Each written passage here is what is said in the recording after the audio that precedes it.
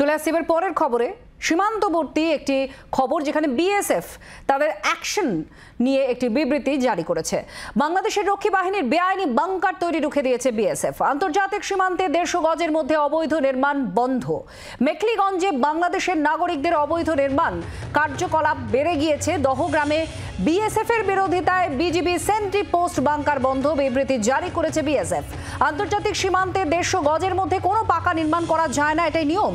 তাও বিজিবি এবং বাংলাদেশি নাগরিকরা সেই 150 গজের মধ্যেই অবৈধ নির্মাণ করছিল কোচবিহারের মেখলিগঞ্জ সীমান্ত এলাকায়, আর সেটাই রুখে দিয়েছে বিএসএফ। পিয়ালি মিত্র আমাদের প্রতিনিধি জানাচ্ছেন। পিয়ালি, বিএসএফ তাদের বিবৃতিতে ঠিক কি বলেছে, তারা কি রুখে দিয়েছে, কি চলছিল সীমান্তে?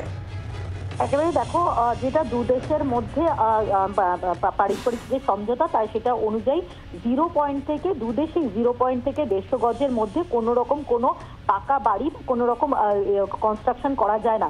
কিন্তু বিএসএফ এর যেটা বক্তব্য যে গত কিছুদিন ধরে কোচবিহারের মেখলিগঞ্জের যে সীমান্তবর্তী অঞ্চল সেখানে বেআইনিভাবে অবৈধ নির্মাণের যে কাজ সেটা বেড়েছে, এবং সেক্ষেত্রে আজকে যেরকম 31 তারিখ আজকে বিএসএফ এর বিজিবির তরফ থেকে সেখানে একটা সেন্ট্রি পোস্ট বাংকার দেখা গিয়েছিল, যেটা তারা তৈরি করছিল। এরপরেই বিএসএফ এর তরফ থেকে ব্যাপকভাবে প্রতিবাদ করা হয় এবং তার জেরে তারা সেই সেন্ট্রি বাংকার যেটা তৈরি করছিল সেটা বন্ধ করতে বাধ্য হয়। বিএসএফ এর যেটা বক্তব্য, শুধুমাত্র এই সেন্ট্রি বাংকার শুধুমাত্র বিজেপি বানাচ্ছিল এমনটা নয়, এছাড়াও মেখলিগঞ্জের ফুলদাবাড়ি যে এলাকা রয়েছে সেখানেও 150 গজের মধ্যে অবৈধভাবে একটি বাড়ি তৈরি করা ছিল। বিএসএফ সেখানেও প্রতিবাদ করে তারা আটকায়, তার কারণ 150 গজের মধ্যে কোনোভাবে কোনো রকম এই ধরনের পাকা বাড়ি কনস্ট্রাকশন করা যায় না। এছাড়া বিএসএফ এর আরও যেটা বক্তব্য যে গত সপ্তাহে কোচবিহারের কুচলিবাড়ি যে জিকাবাদী এলাকা রয়েছে সেখানেও 150 গজের মধ্যে অবৈধভাবে বাংলাদেশি নাগরিকরা তারা দুটো বাড়ি তৈরি করছিল, এবং সেটাও তাদের যখন নজরে আসে সেটা তারা বন্ধ করে। এবং বিএসএফ এর যেটা বক্তব্য যে তারা প্রতিবাদ জানায়, কিন্তু বিজিবি বা বাংলাদেশি নাগরিকদের তরফ থেকে কার্যত উস্কানি দেওয়া এবং এই ধরনের ইললিগাল যে কনস্ট্রাকশন করার সেটা প্রক্রিয়া চলছে। বিএসএফ এর বক্তব্য তারা টহলদারি বা নজরদারি চালাচ্ছেন, এবং যেখানে যেখানে এই ধরনের ঘটনা সামনে আসছে সেখানে তারা প্রতিবাদ করে আটকানোর চেষ্টা করছেন। এবং এক্ষেত্রে আজকে বা যে বিজিবির তরফ থেকে যে সেন্ট্রি পোস্ট তৈরি করা হচ্ছিল সেটা তারা আটকেছেন, এবং গত কয়েকদিনে যে 3টে অবৈধভাবে বাড়ি তৈরি করার চেষ্টা হচ্ছিল বাংলাদেশি নাগরিকদের তরফ থেকে সেটাও আটকানো হয়েছে। ধন্যবাদ পিয়ালি মিত্র আমাদের প্রতিনিধি জানাচ্ছিলেন। বিএসএফ এর তরফ থেকে যে বিবৃতি জারি করা হয়েছে সেই বিবৃতি, বিএসএফ একটি অ্যাকশন নিয়েছে। সেই বিবৃতিতে তারা বলছেন যে আন্তর্জাতিক যে সীমান্ত রেখা রয়েছে তা 150 গজের মধ্যে কোনো কিছু নির্মাণ কোনো পক্ষই করতে পারে না, আর সেখানে বাংলাদেশ তারা অবৈধ নির্মাণ করছিল এই 150 গজের মধ্যেই, যা রুখে দিয়েছে বিএসএফ। অবসরপ্রাপ্ত সেনাকর্তা ব্রিগেডিয়ার প্রবীর সান্যাল এই মুহূর্তে আমাদের সঙ্গে রয়েছেন, তার প্রতিক্রিয়া নেব। ব্রিগেডিয়ার সান্যাল, কি বলবেন? 150 গজের মধ্যে বাংলাদেশ বিজিবি এবং বাংলাদেশের নাগরিকদের নির্মাণ চলছিল, যেটা বিএসএফ রুখে দিয়েছে। কিছুদিন পরে দিল্লিতে বৈঠক রয়েছে বিজিবি আর বিএসএফ এর কর্তাদের মধ্যে, এটা কতটা গুরুত্বপূর্ণ একটি পদক্ষেপ সেই বৈঠকের আগে? না দেখুন, ওভারঅল সিচুয়েশনটা বুঝুন।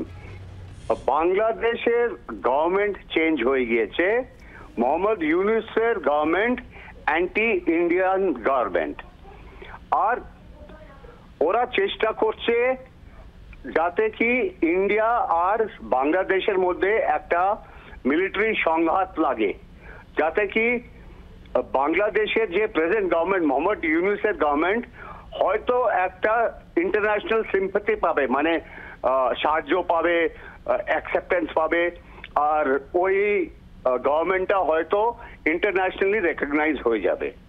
ইন্ডিয়া এটা ভালো করে বোঝে, তো ইন্ডিয়া এখন চেষ্টা করছে যাতে কি সংঘাত যেন না বাড়ে। তো ইন্ডিয়া বাংলাদেশ রাইফেলসের সাথে কথা বলেছে আর চেষ্টা করেছে যে এই যে ইলিগাল কনস্ট্রাকশন যে হচ্ছে ওটা সরাতে, কিন্তু বাংলাদেশ রাইফেলসের অর্ডারস পায় মোহাম্মদ ইউনূস থেকে, ওরা বলেছে না এটা এখানে থাকবে।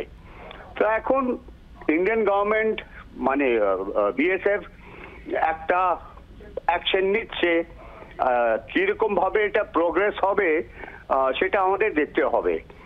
কিন্তু মোহাম্মদ ইউনূসের একটাই মানে ডিজায়ার হচ্ছে ইন্ডিয়ার সাথে কি করে বাংলাদেশের সাথে একটা মিলিটারি সংঘাত স্টার্ট করতে চায়।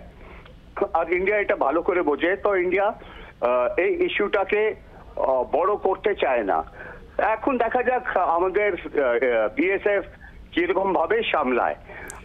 বাংলাদেশে রাইফেলদের কাছে যে অস্ত্র আছে সেটা বিএসএফ এর চেয়ে অনেক আমি বলবো দুর্বল, লেস এফেক্টিভ ওয়েপন সিস্টেমস। আমাদের বিএসএফ এর কাছে আর্টিলারি গানস আছে, অনেক কিছু আছে। বাংলাদেশ রাইফেলসকে শেষ করে দিতে পারে যদি একটা সংঘাত লাগে, কিন্তু ইন্ডিয়ান গভর্নমেন্ট সেটা করবে না। এখন দেখা যাক এই ইস্যুটা কি করে প্রগ্রেস হয়। অনেক ধন্যবাদ। বাংলার আওয়াজ, বাঙালির আবেগ, জি 24 ঘন্টা।